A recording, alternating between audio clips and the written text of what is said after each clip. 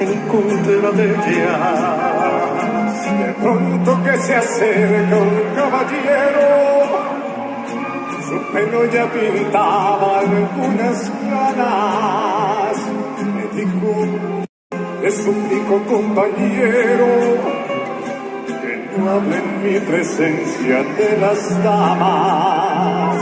Le dije que nosotros simplemente hablamos de lo mal que nos pagaron, que si alguien opinaba diferente sería porque jamás lo traicionaron, que si alguien opinaba diferente sería porque jamás lo traicionaron.